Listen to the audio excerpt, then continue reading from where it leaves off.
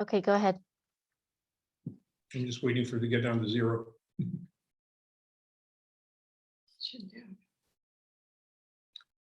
Hello, I'm Tom Friedland, president of the Berkeley City Club. I want to welcome all of you to this evening's program. I guess I'm thinking that the audience out there includes some City Club members, some Bay Area residents who are not City Club members, and probably some non-Bay Area members. So let me try to address each group. First of all, if you're a City Club member, thank you for being a City Club member, for joining us. I'm sure you're excited and know that the pool is now reopened. And a lot of us have been waiting for that to happen. So it now is in effect. So if you haven't already heard, get in touch with the club and make a reservation to swim. For those of you who are in the Bay Area and are not yet City Club members, I invite you to join or rejoin if you were once a City Club member. For those of you who are not familiar with the City Club, we have one of the best restaurants in Julia's in town. We also have a hotel, and we have lots of social activities, of which this evening is an example. And if you're not a Bay Area resident or a City Club member, I want to invite you to come stay at our hotel when you visit the Bay Area and have dinner at our fine Julia's restaurant. And with that, I'm going to turn the program over to my wife, Sandy, who coincidentally is in charge of this program. Hi, everyone.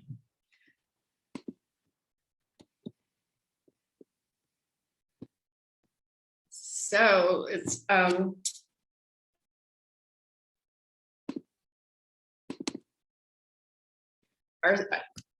a very fun program for me to introduce tonight. Our speaker is notable for his many eclectic talents, not the least of which is coming up with the best and the longest title we've ever had for one of these programs. And in case you haven't seen it, I'm going to read it again. Tales of the Gourmet Ghetto, my 50-year obsessions with over-roasted coffee, Goaty cheese, baby vegetables, stinky garlic, fatty pastrami, and more. It's been quite a challenge even to know how to describe John Harris, who happens to be a City Club member and our own Renaissance man. He's a true street person in the most sophisticated complimentary sense. He's what the French call a flâneur, a connoisseur of the street scene, but we'll hear more about that later. In fact, John has been dubbed Berkeley's Balzac because, like the prolific French author, John is a witty writer and a keen observer of society. Beyond Balzac, we could also call him the garlic guru because he's written 2 books about garlic. Or how about the deli documentarian, because he's made a documentary film called Divine Food, I love that, 100 Years in the Kosher Delicatessen Trade. He's also an Epicure's cartoonist, as evidenced in his Food Doodler, his amusing book of clever drawings. Or how about the grandee of the Gourmet Ghetto, because he has held court there for more than 50 years.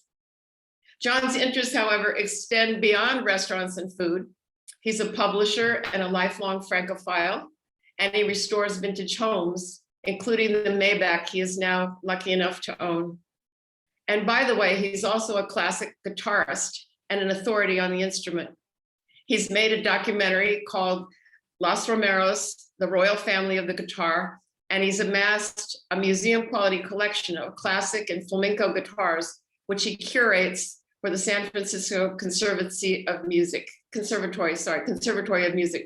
More recently, John has become a chronicler of cafes in Paris in his latest book, Café French, a Flâneur's Guide to the Language, Lore, and Food of the Paris Café. One reviewer describes it as, quote, an amusing and instructive book that distills Parisian flânery. I don't know if I'm saying that quite right, John, you can correct me later. That unique blend of urban strolling and conversing that fuses literary, spatial, and historical life with playful images, witty narrative, and memorable quotations by and about the notorious Flâneurs of yore. A native of Los Angeles, John studied art at UC-Berkeley from 1965 to 1969. Through the 1970s, he He worked in some of Berkeley's most iconic food businesses, the Cheese Board, Chez Panisse, and the Swallow Café, the avant-garde restaurant in the newly opened Berkeley Art Museum. As you can imagine, the COVID pandemic and sheltering in place was particularly difficult for John, who lives alone and thrives on socializing. But with typical creativity and resilience, he turned his attention to drawing and writing about our modern plague and its effect on his beloved world of restaurants and street life. By February, however, John could stand it no longer. He set up his own version of a sidewalk cafe. Every morning at 11, he parked his station wagon in front of Saul's Deli and set up 2 folding chairs. He would sit on the tailgate and passersby would join him on the chairs. It was a lot of fun, he said, because I didn't have to serve or clean up. Luckily for all of us, John is back on his beloved streets and now has turned his attention to his next book, the story of how a small neighborhood in Berkeley in the 1960s and 70s became California cuisine. We're about to get a preview of what's to come, and as his title says, more. So John, without further ado, we welcome you to the remote Berkeley City Club.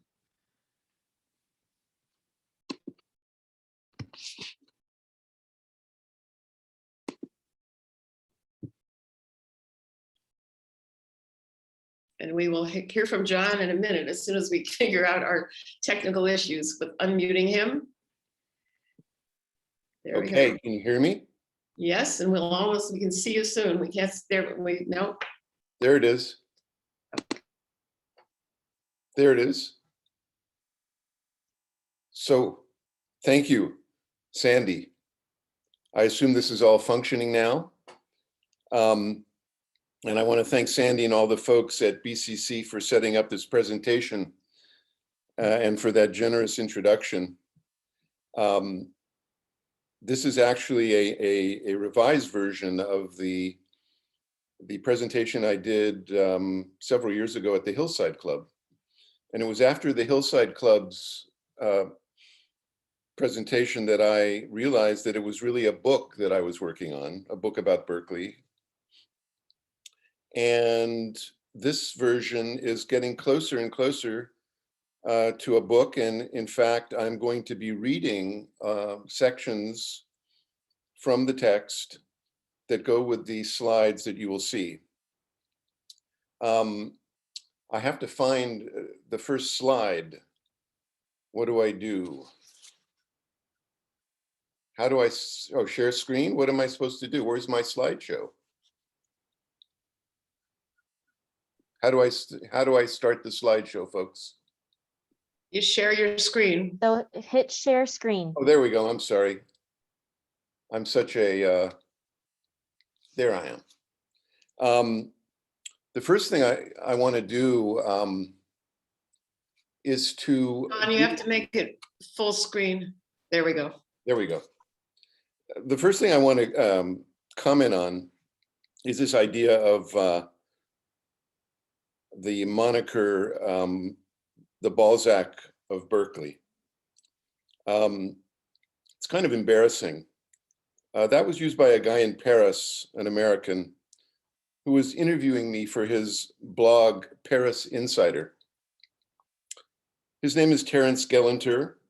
And well, in France, you know, the name Balzac is thrown around the way we throw around Mark Twain or Ernest Hemingway. And I think as a promotional tool for his blog, it worked. The blog was aimed at Francophiles, and Francophiles are gastrophiles. And what I think he meant was that my Balzacian girth, not my genius, is closer to what he had in mind. Balzac's gastronomic input, not his literary output. So it was alliterative and tongue-in-cheek, the same way that Gourmet Ghetto is alliterative and tongue-in-cheek. I actually see myself more as the Forrest Gump of Berkeley gastronomy, popping up wherever something was happening, as you will see during the course of this presentation. Now, the first slide Tales of the Gourmet Ghetto.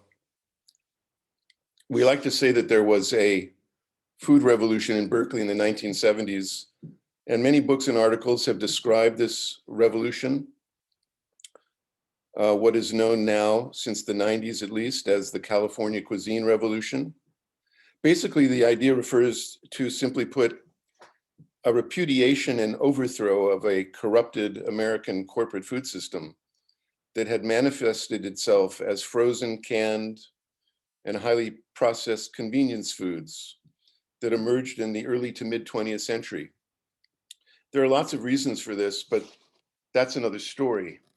Some argue that California cuisine is not so much a revolution as an evolution. Nothing as decisive as this first cartoon depicts. The guillotine, as you see, is mounted just off campus, and it's chopping off the toque of the chef, not his head. The toque, of course, is the most recognizable symbol of haute cuisine in Europe, especially in Escoffier's France. The higher the toque, the higher the haute. Not surprisingly, the California Cuisine Revolution and the subsequent American Culinary Revolution replaced that chef's toque with a baseball cap. How American can you get? Another way to look at the California Cuisine Revolution is to say that in California, we turned French gastronomy upside down, and I'll explain what I mean. The legendary Kornansky was a 20th century French food critic celebrated as the Prince of Gastronomy. Among his many books was the Traditional Recipes of the Provinces of France, and in it he describes the French gastronomic hierarchy with haute cuisine at the top, bourgeois home cooking in the middle, and what he calls improvisational cooking or camper cooking at the bottom. That's the simple cooking one does based on available ingredients. Even, he says, roadkill. Well, our Berkeley cooking hierarchy turns this upside down, putting the lower end of the French hierarchy at the top, including foraged foods, farmers' market products, and home garden produce. Perhaps as well a random chicken or rabbit that passes by or is found along the roadside. This is, I believe, a real revolution, though it evolved over several decades. And it all started here in Berkeley. I'm going to now try to move to the next slide. There we go. Our village in North Berkeley. This map comes from either the North Berkeley Business Association or the city of Berkeley. A village is technically somewhere between a hamlet and a town in size and usually has its own governing body. I call our North Berkeley neighborhood a village because it has many of the characteristics of a village. Churches, a bank, a post office, markets, a laundry, various shops, and in our case, a variety of eating and drinking establishments. Curiously, and perhaps its defining element, there is mostly just one of everything in our village. One great restaurant, one great cheese shop, one great coffee shop, one Jewish deli, etc. Now, North Bray is a neighboring community to the west of the Gourmet Ghetto, north and maybe a bit north, and to the southeast is the original Daily Scenic Park, the first residential tract in North Berkeley. Now, this village has been called many names since I arrived in the late 60s, including Northside, North Shattuck, Gourmet Gulch in the 90s, and then one that stuck, the Gourmet Ghetto. And we will get into this brouhaha about the name Gourmet Ghetto further along.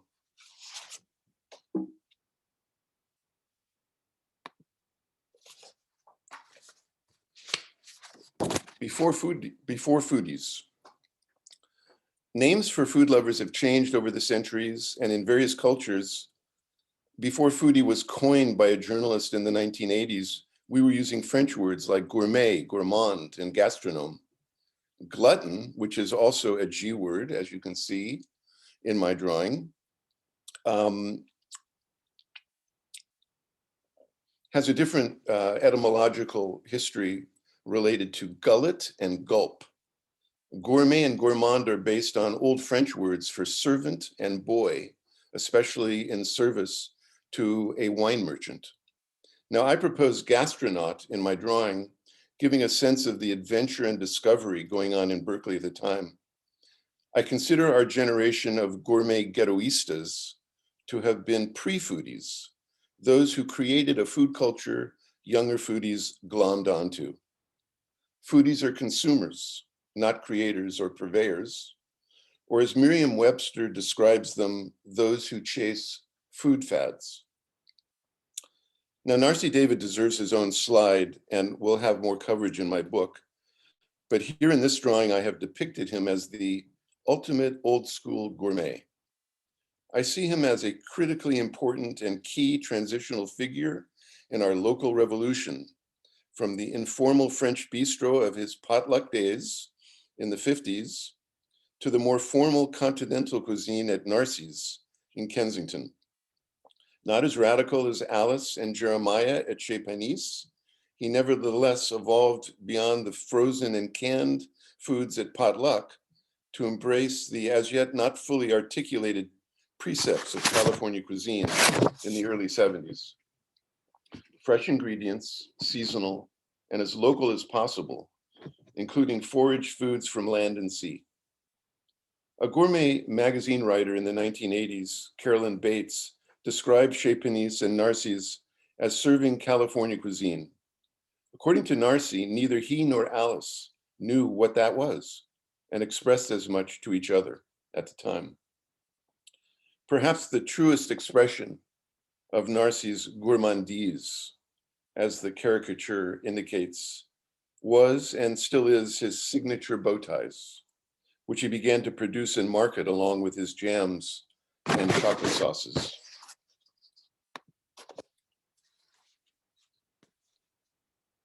Over roasted coffee, Alfred Peet. Now, Peet was no food revolutionary. His approach to coffee roasting and retailing was very old school. Narcy David was Peet's first commercial account, and he had to convince Mr. Peet to trust him to pay monthly bills on account instead of cash and carry. But put a Dutch coffee roaster of fine Arabica coffee beans into a small university village raised on inferior Hills Brothers Robusta beans, brewed in percolators, and nothing short of a coffee revolution would result, changing coffee making, drinking, and marketing across America. Starbucks Nation was Peet's legacy, if far from his vision. Late in life, Peet had some regrets, not only about what Starbucks had become, but he felt he had been lacking something in the human empathy department. This is revealed in tapes I have heard from late in his life. I remember him in the 60s and 70s being rather formal and curt, though others like Bonnie Grossman of the Ames Gallery had a close and warm relationship with him. Maybe it was our age difference, but when I approached him to be involved in our Berkeley Garlic Week celebrations in the 1980s, he would have nothing of it. He was old school, no nonsense, and of course, very Dutch. To go or not to go. The thing about Peet's breakthrough is that it brought real coffee culture that is not to a culture that is not really a coffee culture, and certainly not a cafe culture, at least not the way Europe is. Our American coffee culture is a to-go coffee culture. I have found of late that in Paris, to-go cups are starting to emerge, but they are few and far between.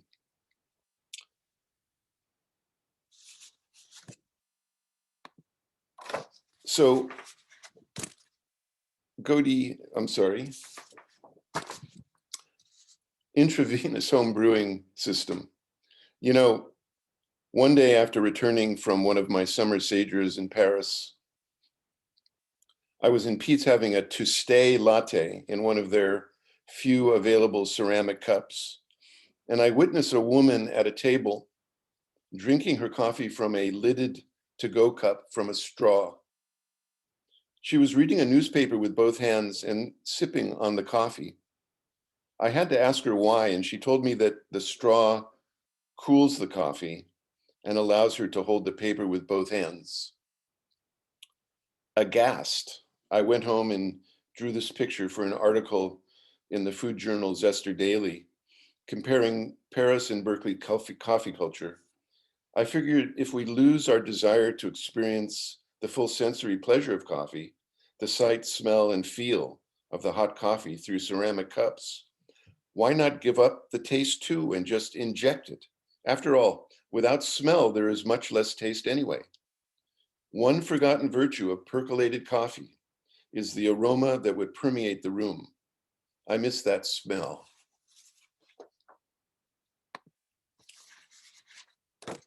Goaty cheese.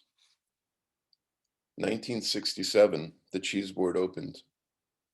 This strange, powerful, charismatic, and funny, and sadly disturbed gentleman, Sahag Avedissian, was the father of the cheese board and a father figure to many of us who worked there. We didn't know about his sins, only his seductive charms. His wife, Meg, was his better half, much better, and his collaborator from the moment they met at a kibbutz in Israel till Sahag left Berkeley in the 90s under a cloud of suspicion and accusation regarding assaults and, yes, sexual abuses. Sadly, I will say more in my book about Sahag, but suffice to say, he was at his best alongside Alfred Pete as an old school purveyor of quality who stood for something beyond profit. In fact, Sahag, unlike Pete, hated profits, unless they could be shared with the employees and the community of the cheese board, which he did when he and Meg collectivized the store, discounted cheeses to seniors, and many other gestures. Ironically, again, in contrast to Mr. Pete, Sahag and Meg knew almost nothing about cheese when they opened in 1967 with 30 varieties. Today it's over 100. They like to tell the story of Mr. Pete predicting that they would fail because of their lack of knowledge and experience.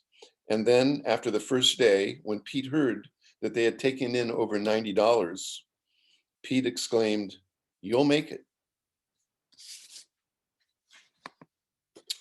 Sahag et moi, and Pat. Cheeseboarders would either hang out on the corner at Pete's on breaks or before or after shifts, or walk up to Live Oak Park. Here we are at Live Oak Park. You could smoke dope there, eat lunch, make out, whatever. The picture of Pat Darrow on the left was taken in the 80s. She was the most important cheeseboarder other than Sahag and Meg when I entered the picture in 1968. Pat may have been the first employee at the cheese board, and I was probably the third or fourth. Pat was a great cook and introduced baked goods she made at her home on Bonita Street. Her rich and moist date nut bread was available by the loaf or made into cream cheese sandwiches, which everyone adored. Later, when she opened the Swallow Café at the UC Art Museum, next door to the Pacific Film Archive, those date nut sandwiches became featured on the menu, along with her spinach pie called popatoni.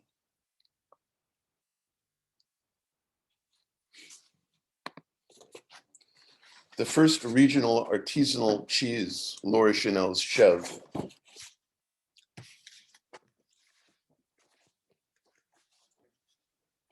Excuse me. Slowly and unselfconsciously, regional small production cheeses were added to the cheese board's inventory. Laura Chanel's Chev, a French-style goat cheese log, was a huge hit. Chez Panisse served Chanel's goat cheese discs baked with breadcrumbs and served on salad greens, and it became a signature dish for decades. After Laura self-published her Chev goat cheese book in the 1980s, I took on the distribution and later the publication of the book at Eris Books. Laura went on to write American Country Cheese, which Eris and Addison Wesley published in 1990.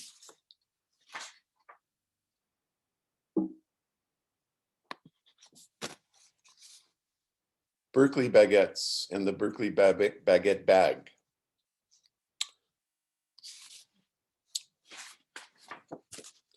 The baguette story is complex because several Berkeley bakers were involved in the emergence of French-style baguettes in the late 70s.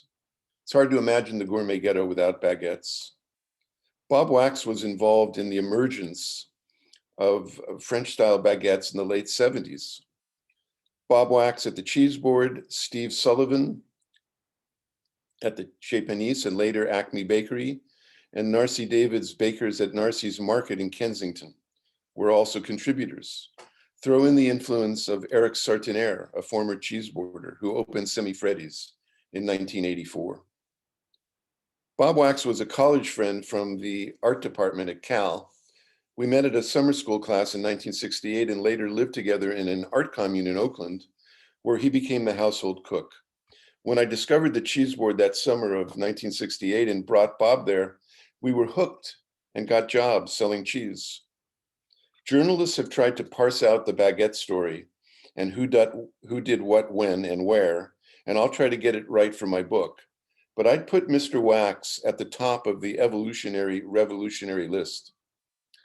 The inset caricature of Bob from my journal in 1970 shows him with his violin, which he played often at informal gigs around town. I drew the baguette bag in 1988, inspired by the Save the Tree canvas shopping bags that Kim Marienthal introduced at the Co-op Market. Kim Marienthal today is a Gourmet Ghetto real estate agent. Fast forward to the early 2000s, when artist and writer Anne Arnold started selling bamboo cloth baguette quivers, she called them, at shops around Berkeley.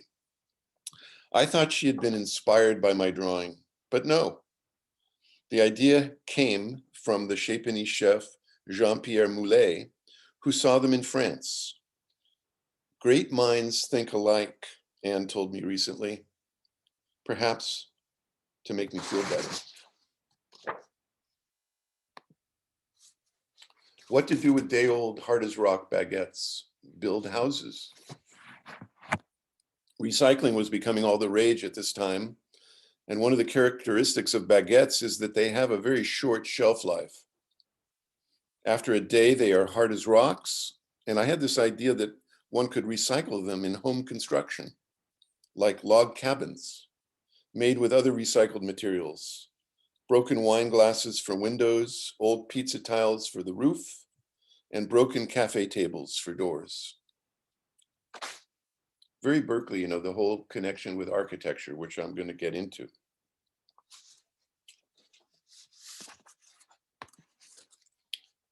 The Swallow Café, 1972. It's interesting that the Swallow Café, Chez Panisse, opened at about the same time. Narcy's came along 6 months later. So this is really a watershed moment. I mentioned Pat Darrow opening the Swallow in 1972 as a cheese board spinoff. She pitched the art museum director, Peter Sells, a big cheese board fan, who was nevertheless dubious about businesses without bosses.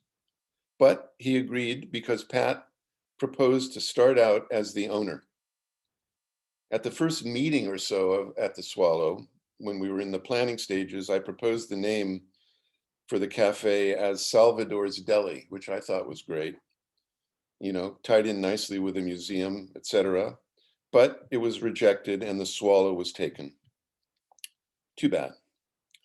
When the Swallow collectivized as a corporation in the middle 70s, like the cheese board, I got 1 share of stock, that's my certificate, out of the 46 shares distributed among the 8 directors. My passion at the Swallow was to turn stale bread, there you go again, day-old bread, day-old baguettes, into dessert, using a recipe from The Joy of Cooking for bread pudding. That was all I did at the Swallow. That was my role. Now the Swallow photo here from the late 70s shows Peter Honingsberg, top left with the beard. He was the president of the corporation, and Judith Stronach, top right, who later became a cook at In Season, not far from the Gourmet Ghetto. Most of the folks that went on to be professionally involved with food after their Swallow time were writers. And except for me, they were, as with the Gourmet Ghetto, women. Ruth Reichel, Maggie Klein, Helen Gustafson, and S. Irene Verbila, who became the Los Angeles Times restaurant critic. The influence of writers on California cuisine has been underreported, something I hope to correct in my book.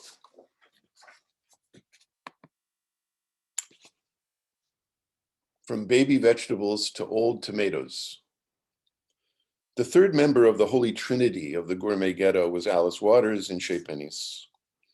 Alice often says that she picked the neighborhood because of Pete's and the cheese board, good coffee, fine cheeses, and now a French bistro. We were off and running.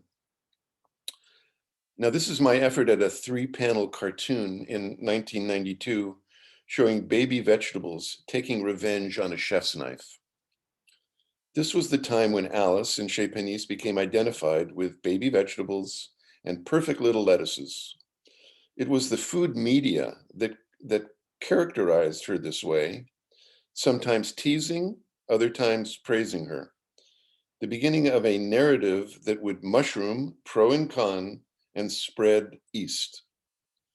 Jeremiah Tower had left Chez Panisse after he had attracted heavyweights like James Beard to Berkeley, and after his powerful haute cuisine interpretations of California cuisine,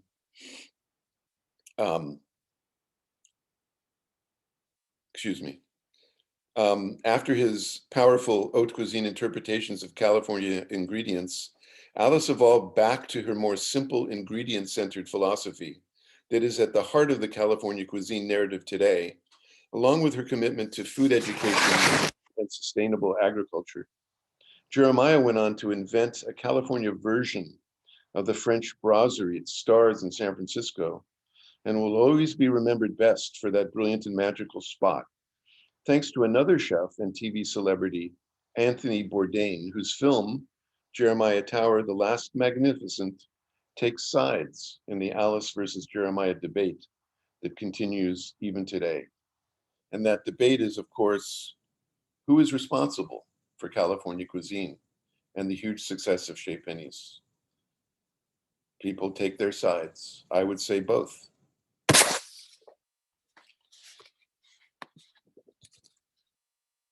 A night to remember, opening night at Chez Panisse. This picture shows me waiting tables on opening night, and it will be on my gravestone, no doubt. He was there. I had come over to help from the cheese board along with Bob Wax, but never intended to take on another job as a waiter.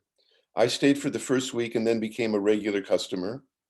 Bob stayed and started cooking, and later became the staff cook after closing hours while maintaining his working days at the cheese board.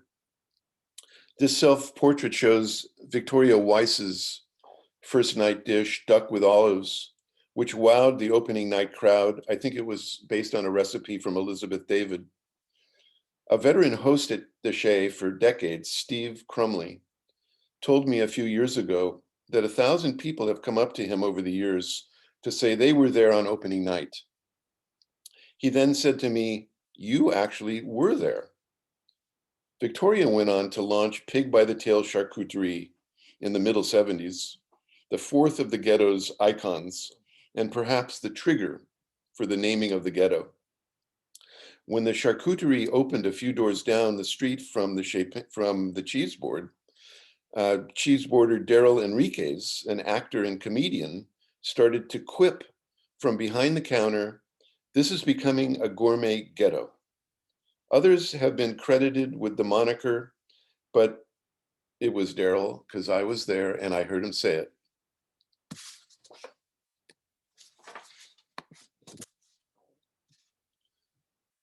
Inspiration, literary, culinary heroes. This drawing shows some of the heroes we look to for inspiration.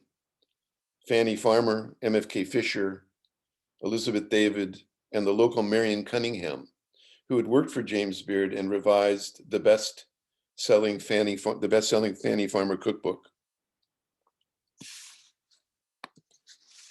In the drawing, the two greatest heroes of American gastronomy, BCP, before Chez Panisse, James Beard and Julia Child, join their offspring in the California cuisine pantheon.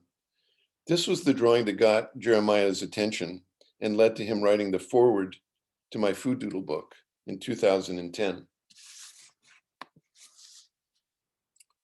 How art became food and vice versa.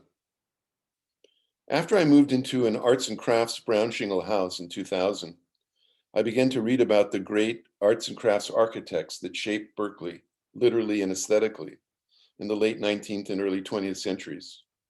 Bernard Maybeck, John Hudson Thomas, Walter Radcliffe, and Julia Morgan are among the best known. When I looked into their architectural philosophies and backgrounds, I began to see common threads with Berkeley's evolving food aesthetics, especially the principles in Alice's The Art of Simple Food cookbook. Now, another character, Charles Keeler, a close associate of Maybeck's, wrote a book in 1904 called The Simple Home. And the parallels with Alice's Simple Food are surprising, and I believe convincing.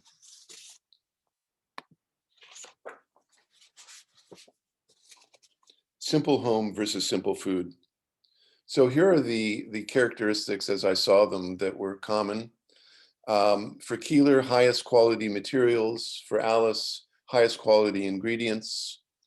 For Keeler, locally sourced materials. For Alice, locally sourced ingredients.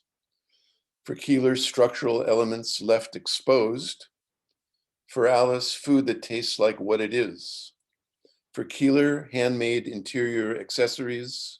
For Alice, cooking by hand, no gadgets. For Keeler, flower gardens for the soul. For Alice, kitchen gardens for the meal. And for Keeler, hearths for family connection. For Alice, hearths for family cooking. Now, I believe these principles are in the Berkeley air we breathe, and not necessarily conscious or fully articulated. They began to permeate Berkeley, beginning with the birth of the university and the aesthetics brought here by architects trained at the École des Beaux-Arts in Paris. They came to teach and build in Berkeley and the Bay Area. When I interviewed Alice last year, she essentially agreed with my analysis, though she seemed a bit surprised. She had been introduced to arts and crafts, Art Nouveau, and Deco in the 60s by her boyfriend, the poster designer, David Goins, but never really made the connection to her food philosophy, which came directly from her visits to France. She was not particularly aware of Charles Keeler and his book when I mentioned them, and the truth is that few know much about Keeler, other than the Berkeley street named after him. This needs to be corrected. During that same interview with Alice, when I referred to her as the Julia Morgan of gastronomy, she took me to task. She said, "I am not a reformer. I'm a revolutionary." Well, there you have it, straight from the horse's mouth. Revolution, not evolution. Stinky garlic. Sandy, I think you announced it as sticky garlic. And it is that too. Raw garlic is very sticky. Speaking of food revolutions, how about a garlic revolution? In this case, I'm not the Balzac of Berkeley. I'm the Paul Revere of garlic. Garlic is coming. Garlic is coming. Set on being a journalist in the early 70s, with the influences of Chez Panisse's heavy use of garlic and my mother's love of garlic, I thought the bulb would make a great subject for a book. There were none that I could find in bookstores or library card catalogs. Friends would say, "But how can you write a whole book on garlic? What is there to say?" 300 pages later, I had my book of garlic in 1974. Now, the photo on the left is a machine from a Japanese company that developed a garlic therapy shower system known as Flow Leben, or flow of life. In my drawing, I have riffed on the Flow Leben with an aromatherapy machine from Provence. Low tech, high smell. You can read more about the garlic revolution on the Berkeley Historical Society's website for their current exhibition called Berkeley's Fascination with Food. They also have a glass case now filled with some of the memorabilia from my garlic collection. And you can visit it in person now through April 24th.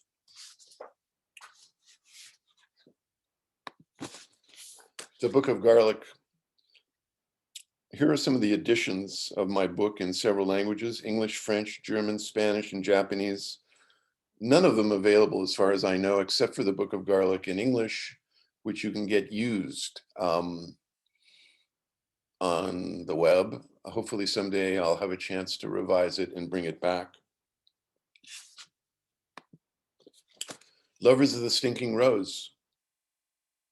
Our revolutionary sans-culottes were named the Lovers of the Stinking Rose. We were the radical Alliophiles that ultimately went to war against the conservative Gilroy crowd. We boycotted the Gilroy Garlic Festival after the first year. You can read more about this in my online Berkeley Historical Society article.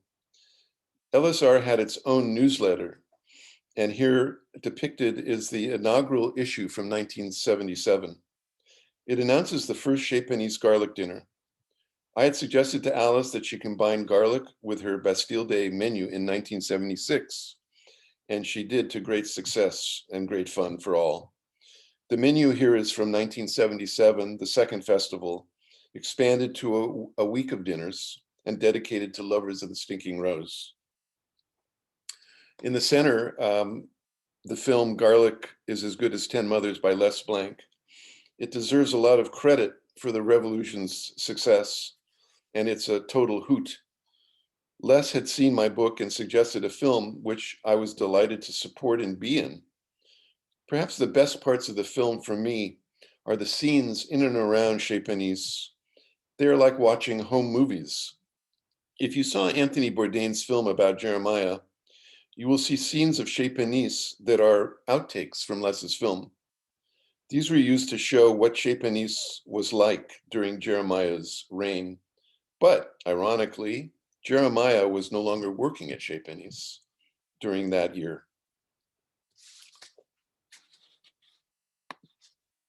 The Gilroy Garlic Festival. Here I am hawking LSR bumper stickers at LSR's booth at the first Gilroy Festival. The drawing of James Beard at the festival is my idea of how he would have dressed had he gone. I don't believe he ever did. Jeremiah Tower loved this drawing too, and mentions it in the foreword because he thinks it captured the impishness of James Beard. I hope so.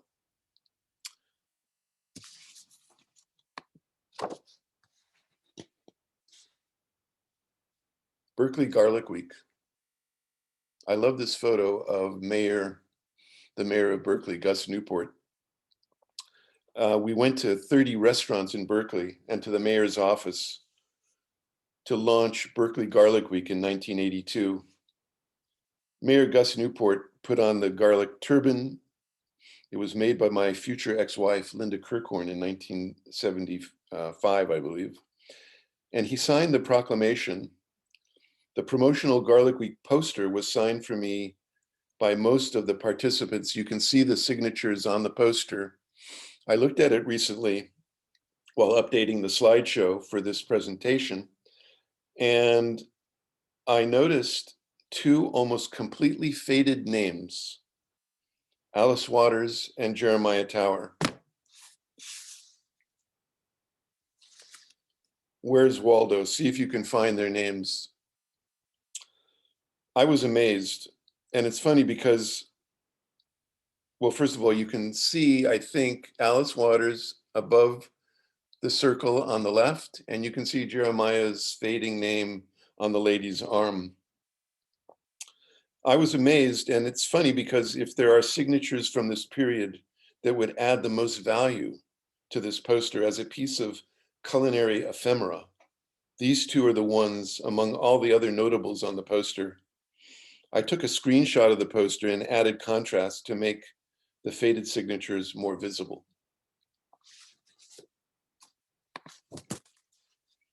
The ghetto blossoms, the 1970s through 80s.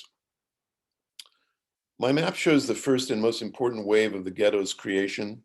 It features the major ghetto establishments through 1979, when Poulet opened at Virginia Street. I organized some bookstore events at Poulet several years ago with various legends of the Gourmet Ghetto, including Joyce Goldstein and Victoria Wise. And these quotes of theirs on the map are taken from conversations with them. Note again that the ghetto growth following Alfred Pete and Sahag Avedissian is mostly fueled by women. In fact, it's the middle-class cuisine de bonne femme cooking of France and its women chefs or cooks, home cooks, that was part of the driving force behind Chez Panisse's cooking early on, along with, of course, Poulet's roast chicken version of France's chicken in every pot. The list of the Gourmet Ghetto's female proprietors is impressive. Meg Avedissian, Alice Waters, Victoria Wise, Alice Medrich, Joyce Goldstein, and Marilyn Rinsler. Add to that the women at the satellite locations, what I consider the ghetto's satellites, Pat Darrow, Ruth Reichel, and Helen Gustafson at the Swallow, Maggie Klein at Oliveto, Patty Unterman at Beggar's Banquet, and Judith Stronach at In Season, among others. And you can see how Berkeley's contribution to California cuisine is as much social and political as culinary.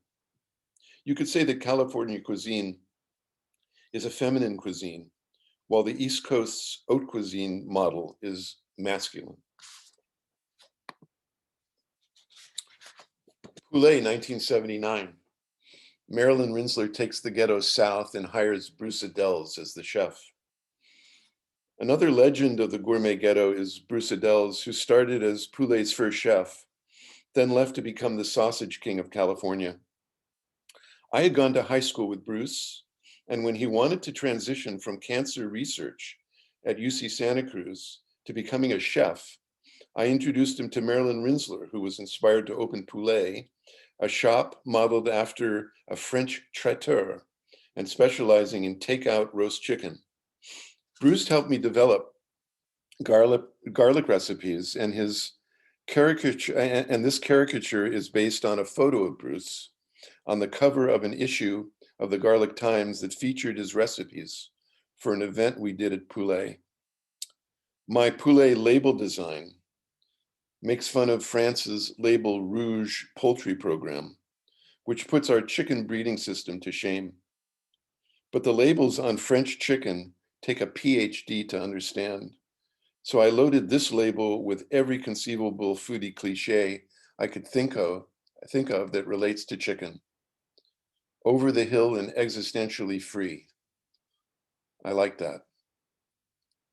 Note on Poulet, the new owners are doing a good job of preserving the best of Rinsler's menu, and the lemon garlic chickens are as good as ever, intensely lemony and juicy, but they lack the crisp skin I prefer, because their chickens are roasted side by side in an oven instead of on a rotisserie, as is common in France. This was a decision made by Marilyn in 1979. She always wanted a rotisserie, but by the time she was thinking of adding one, she was ready to retire. Saul's Deli, the 1980s and beyond. First the pantry shelf, then Rosenthal's, then Saul's. The location on Shattuck has been a home to Jewish comfort food since the 1950s. In the 1930s, the Saul's building was a produce depot right off the railroad tracks. Starting in 1986, Peter Levitt and Karen Edelman began offering their unique blend of standard East European deli fare and Middle Eastern Sephardic additions, all in reasonably close alignment with the culinary and political values of the Gourmet Ghetto's fresh, local, seasonal paradigm.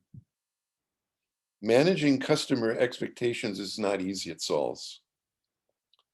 Pastrami should taste like this. Borst should taste like that. And when I volunteered as a host after Saul's big remodel in the early 2000s, I had one customer say to me, "How come there are no sub sandwiches on the menu?" I responded as politely as I could, "This is a Jewish deli, not an Italian deli." Now on the lower right, the Divine Food film DVD. By 1990, after the sale of my publishing company, Eris Books, I was a bit burnt out on the Berkeley food scene. And it's sometimes too precious, too PC orientation to food.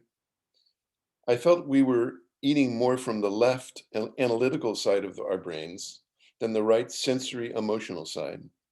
So I started hanging out at Saul's and studying American Jewish deli tradition and my own soul food tradition. I got a contract to write a book about American Jewish delis and began traveling around the United States eating at delis in most major cities where there were, of course, lots of Jews and lots of delis. Although the book never got finished, I did make a film with the documentarian working at the Judah Magnus Museum, Bill Shays. Divine Food tells the story of the 100-year-old Auschwitz deli empire in Chicago and Cincinnati. They were the #2 kosher food manufacturer, second to Hebrew National. The family had sold the company to Sarah Lee and wanted to commemorate their story, and we told it. Now, my drawing of the miracle menorah combines an olive oil bottle and a menorah. The bottle holds enough oil for frying 8 days of latkes and functions as a menorah at the same time. It's a miracle, and I don't think anyone has manufactured it. So Ann Arnold, please, don't do it.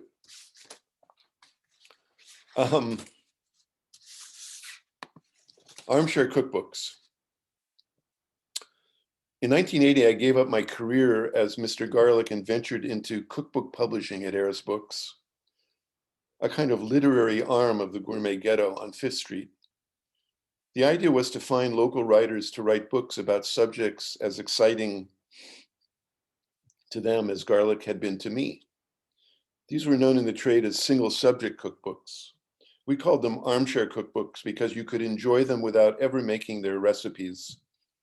The balance of text to recipe was about 50-50, which was not the norm in cookbooks coming out of New York.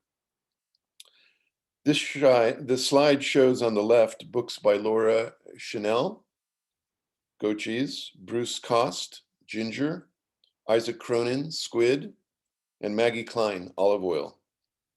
The poster on the right shows the 40 Eris books published in the 1980s and include books by authors such as Jay Harlow, Georgianne Brennan, Michelle Jordan, Paul Johnson, and the doyen of California food writers, MFK Fisher. Food doodles.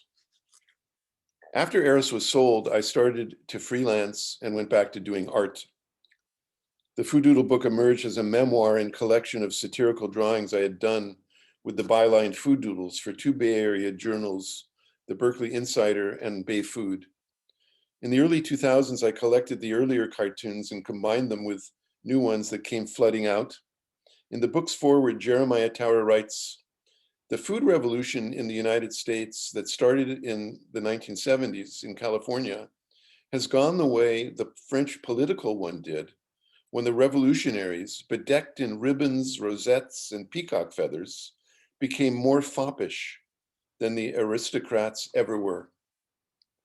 Jeremiah obviously agreed with me that poking fun at our sometimes inflated post-revolutionary egos was a healthy thing.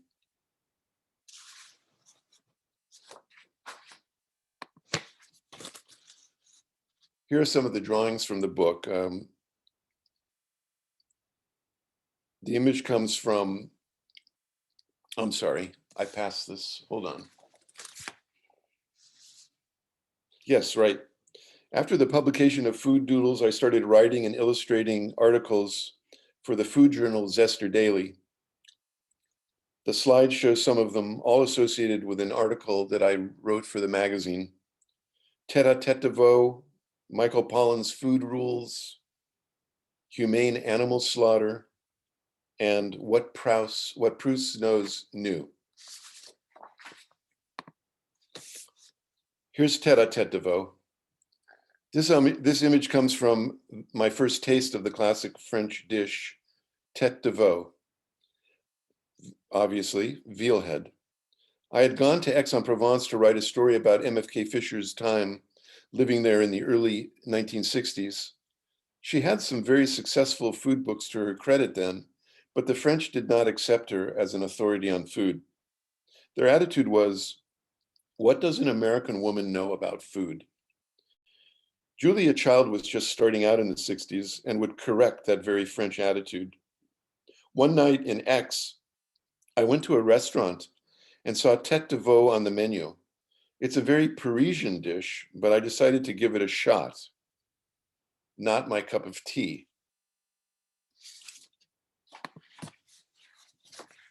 Café French.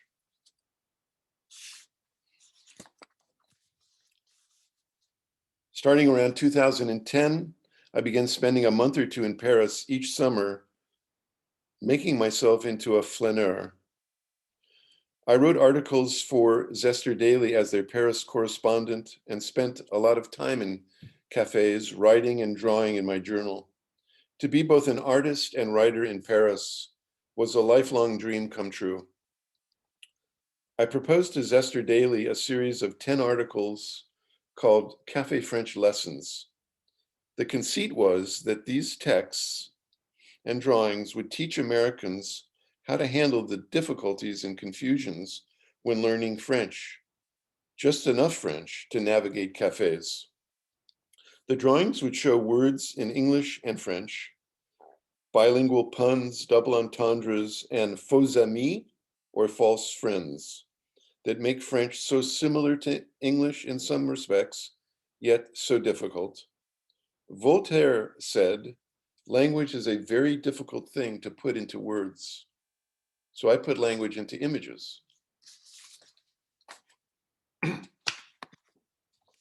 Cooking pots and sex pots.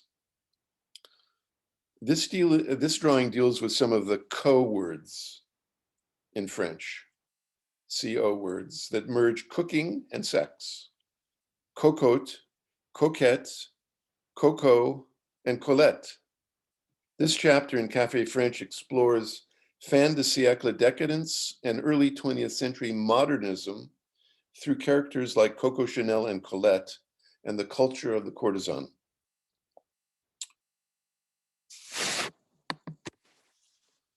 Paris versus Berkeley's cafe culture. This drawing, in the Café French book, relates in the last chapter of the book,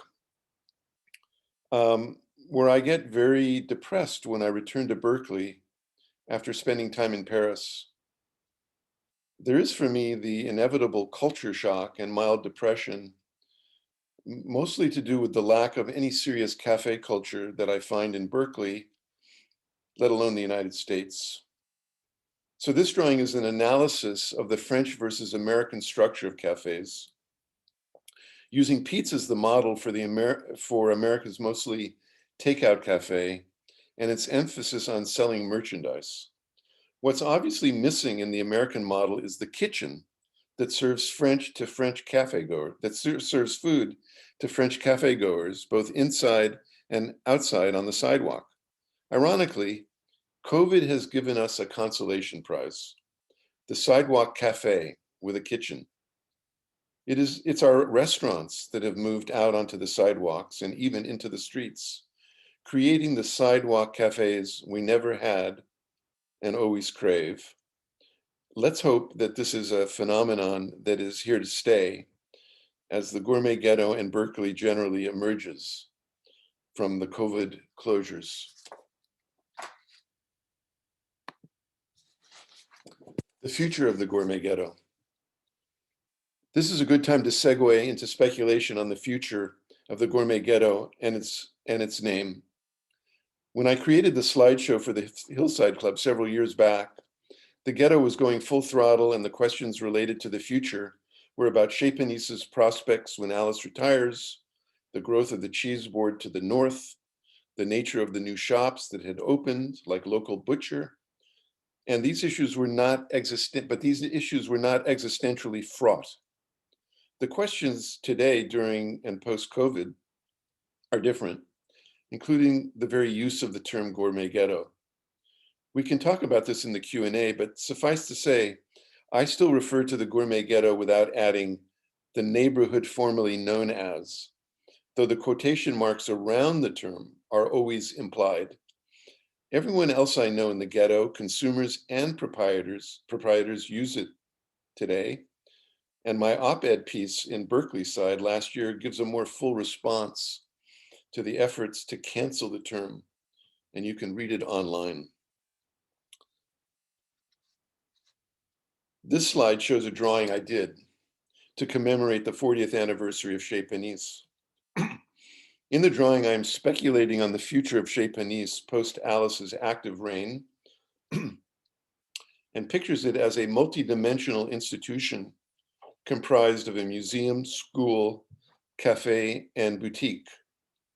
Installed out front is a California historical site plaque. In the article that went along with the drawing, I imagined that Shattuck Avenue from Vine to Cedar would be closed to cars and become a pedestrian mall and park with outdoor dining. Post-COVID, that becomes more possible than I ever imagined.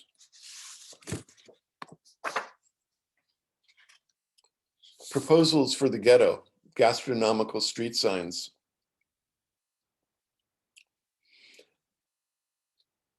This is a couple of gourmet ghetto street signs I designed with a graphic artist to mimic ISO signage. ISO is the International Organization of Standards, responsible for street signs, signage at airports, parks, malls, etc.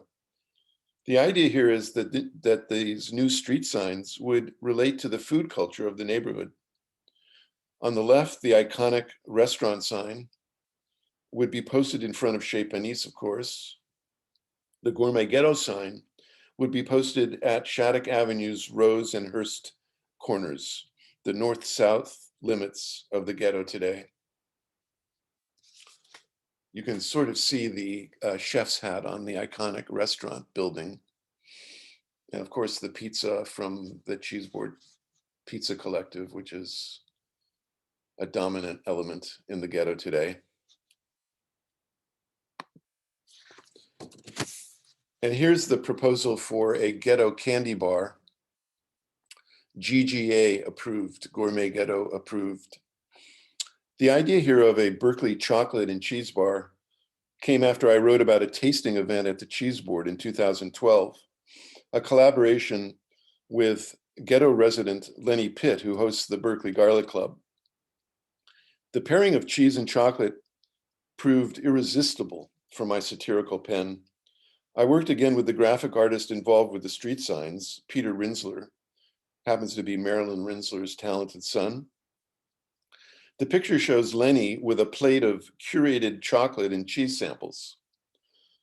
By the way, Lenny's cafe office in the ghetto is at the hotel formerly known as French.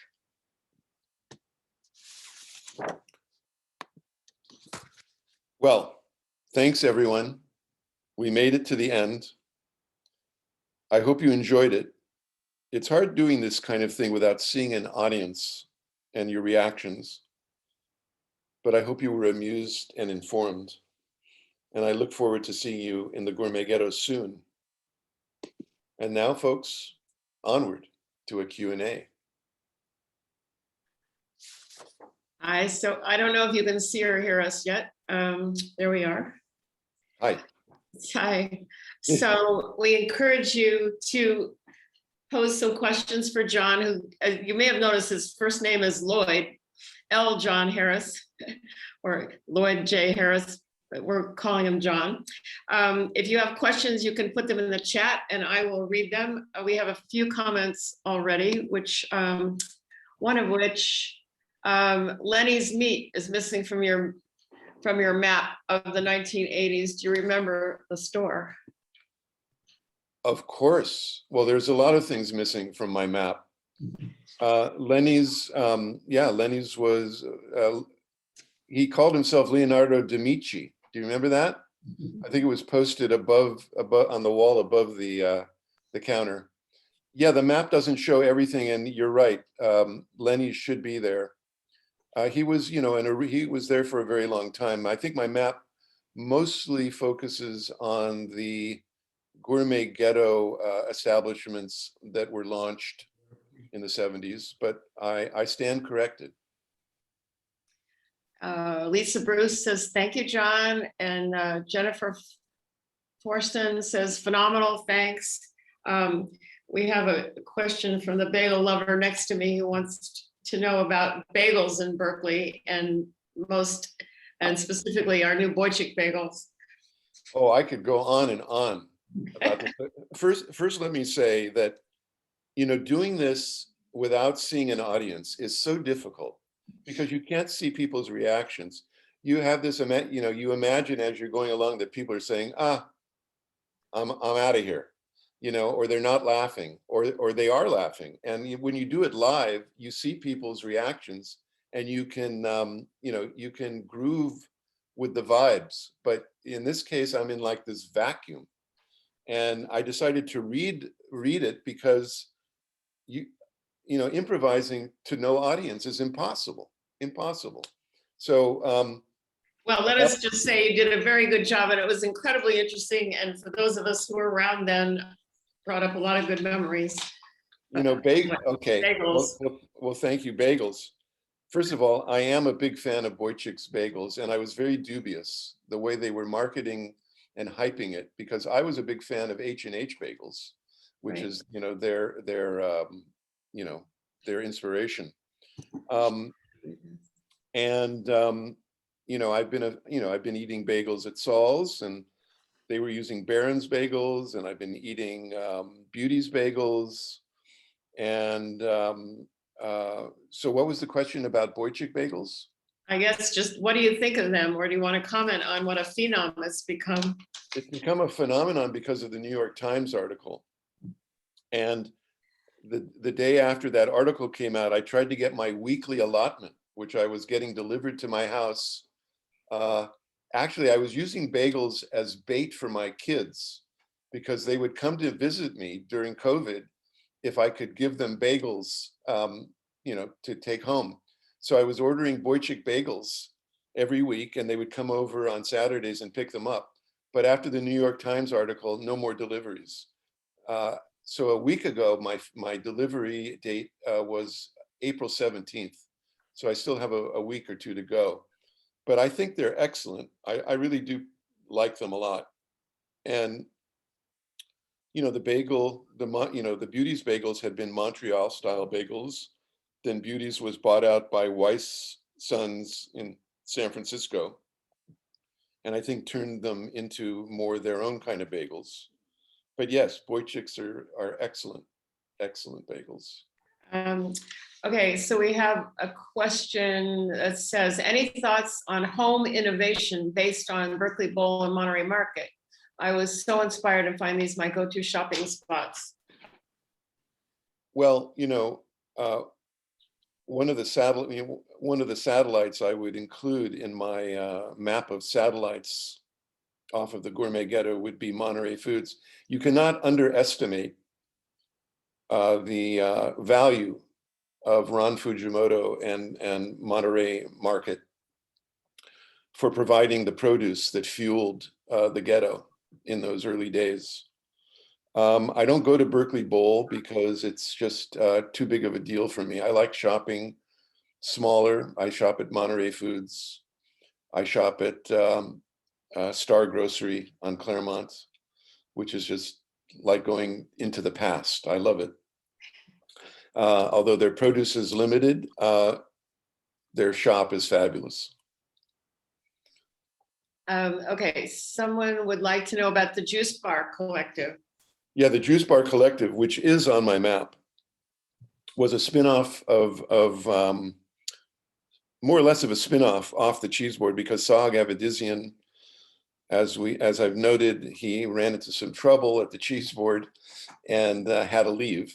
And so he gathered a group together that had not worked at the cheese board, most of them, and opened up the Juice Bar in the former cheese board space on Vine Street. The Juice Bar, I would consider the Juice Bar, quote, hippie food. Now, hippie food, or the natural foods movement that we all experienced in the 60s and the 70s, was one of the major contributors to the revolution, really, because it was part of the revolution against processed foods and packaged foods. And so hippie food, or natural foods, or health food, was featured at the Juice Bar. I would call the Swallow Cafe's food a kind of fancy version of natural foods, because it was home cooking and it featured natural foods. The Juice Bar, there was one cookie at the Juice Bar I would get all the time. I loved it, but I was not a big fan of their heavier. The whole idea of natural foods and hippie food is it's real, but it's real. I mean, it's big, it's heavy, it fills you up, and it's good for you. But that's not the kind of eating that's on my menu. What about Three Stone Hearth? Say again? Three Stone Hearth, are you familiar with their? No. It's another co-op in town. They do microbiotic food. Well, that's another influence. I mean, macrobiotics and, Southern California. I grew up in Southern California, and there was a lot of health food in Southern California, a lot of whole grains and seeds and sprouts. My mother was into it. And so I grew up with a lot of health food. So, yeah, that's an influence. Yeah, and what about ice cream? We haven't heard much about ice cream. Ice cream, oh my God. I'll tell you, this is totally unrelated, but I did go to Russia with my parents when I was a teenager. And I remember standing in line for ice cream in Moscow. And I had never stood in line for anything before, for food in the past, until Berkeley started, having lines outside of everything. EC ice cream on College was great. I'm sorry they're gone. I would stand in line for that.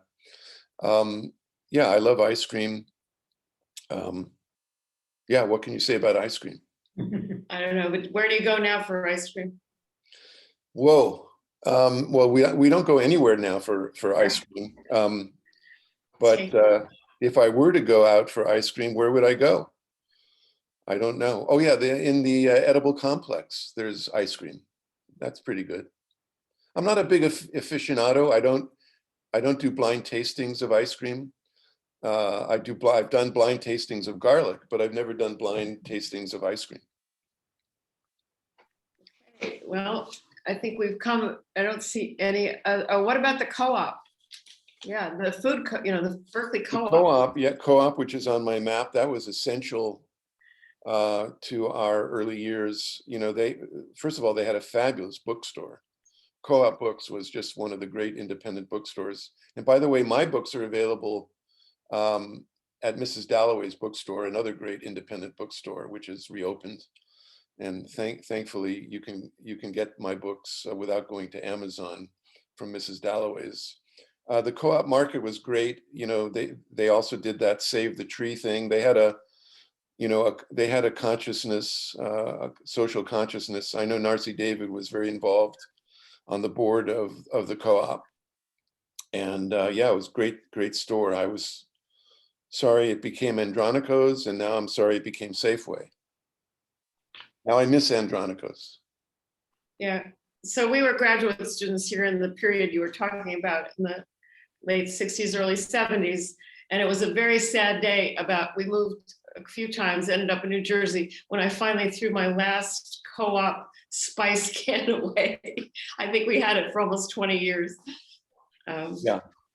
But anyway, and if there are no more questions, we want to just thank you. I know how hard this was not to see the audience. We would not have all been on one screen, but believe me, we were smiling, we were laughing, we were remembering, we all could smell the bread. Who was smiling? You were smiling and laughing? Or Yeah. did anyone else smile and laugh? You know, I think you could change the gallery view and people can put their thumbs up. Where's the gallery view? Up in the upper right corner. Let's change to gallery view and give John a hand and thumbs up. We were laughing and smiling and everybody was quite happy with it. You mean there's people there? My God. Yeah, look at us all. Karen Klaber, Marion Abbott, my God. Lisa Bruce. This really, this is what I need. Paul Terrell, Paul and Kathy Terrell. Who And else? there's more than one screen. So Catherine Burns. There's so few questions. I thought that maybe nobody was there, but nice to see you. no, and while we have all your attention, next month, believe it or not, we have a talk with two very interesting fellows, Chris Collin and Alexis. I'm not remembering his last name, but they're going to talk about what the internet has done to us during COVID and what our post-COVID internet lives will be. Alexis Madrigal, you may have heard him hosting Forum a couple weeks ago. He did it for the first hour for a week. And the two of them are great talkers and techies. And so we invite you to tune in next month on the first Wednesday of the month to hear what the internet has done to us. So, John, we're going to say thank you and goodbye. And we could unmute. If Madison, if you unmute people, I think they're asking to be unmuted. You can unmute yourselves. If somebody wants to say Let's have a Zoom party. Come on, everyone. Hey, hi, John. Can you hear me? Hi, Karen. How are you? I'm good. I lived in the Gourmet Ghetto, right? Yes. In the 70s. Well, it was in Berkeley Monthly that I think I first saw the term Gourmet Gulch. And it was in advertisements for some of your advertisers. It's very They would say, we're located in the Gourmet Gulch. And that's what I didn't get any questions about Gourmet Ghetto and the whole, what I call the brouhaha. Get it? BREW, haha. Yeah. because it was launched by Wrecking Ball Coffee. What a name for a coffee place. But yeah, I actually operated the monthly in my house on Walnut Street. This I did not know. Years, yeah. But I'm curious from this group, how many people still use the term Gourmet Ghetto? Well, How many think? I do. How many think it's politically incorrect and offensive? No. No. Suzanne Pregerson, you do. Tell us why. You're muted. Okay. Well, I did some research into the use of monikers for cities like Hell's Kitchen, and most of them start as jokes or as pejorative expressions. Certainly, Hell's Kitchen was based on the violence in that part of New York, but somehow these things take on a life of their own, and they, even like in the world of art, the idea of impressionism was based on a slur against the artists that were, delivering mere impressions. That was the negative comment. Or cubism came out of, critics saying, oh, that's just a bunch of little cubes. So, Gourmet Ghetto was a joke, and it caught on, and it's become an endearment. And it can be officially changed by the North Berkeley Business Association back to what it was, which they've done. So now we're North Shattuck or Shattuck and Vine, which is fine on maps, but people are going to still call it the Gourmet Ghetto. And of course, as you saw, it's in the Berkeley website ether. It doesn't go away overnight. So it's still there, and we're probably still going to be using it, just as we call the Sens Hotel, Does everyone know what the Sens Hotel is? No. That's the French Hotel. That's the new name for the French Hotel. Oh, Does no. anyone say, I'll meet you at the Sens Hotel? No. No. Does Leonard Pitts say, I'll meet you at the Sens Hotel? No. He says, I'll meet you at the French. Right. And that's what it is. And that's what it's always going to be. Please. So Okay. what else? Any more questions? Marion, you want to say something? Unmute yourself. Marion, you're muted. You have to Okay, There I you have a are. question for John. Who thought it was a good idea to introduce sprouts in the 70s? That's the worst invention I've ever come across. Well, I don't think, I think you're being unfair to sprouts. There's also wheat germ, Yeah, you know. I mean, a Yeah. lot of those things didn't taste very good, but we ate them, you know, with our left brain analytical minds that said, this is good for you. And, you know, the right brain wants to eat things we remember and loved from our childhoods and from our last trip to France, and the sense memory of foods is how we really prefer to eat. But then there's the other side of our brains that says, you know, that's not as good for you as something else. So we feel like we have to go with the science. Go with the science. go with the science. Okay, no sprouts for me, thanks. Okay, I agree with you, actually. All right, I have to go. Thank you. Marion, Okay, thank you. thank you so much. We hope to meet you in person at Julia's. Yeah, let's see you at Julia's and see you in the Gourmet Ghetto, I hope. Or at Star Grocery, which is around the corner from us. Oh, good. Okay, great. Thank Okay, you all. Thanks, John. It was great. It was fun thank to you, do it. everyone. Thank you, Madison, for helping to facilitate this. Thank you, everyone. Thank you. Have a good night, Bye-bye. everyone. Good luck. Good night. This is the new sign if you're vaccinated. Yeah. Oh, good. Okay. I'm Yeah. vaccinated. Somebody taught me that today. Okay, Okay. Ciao. ciao.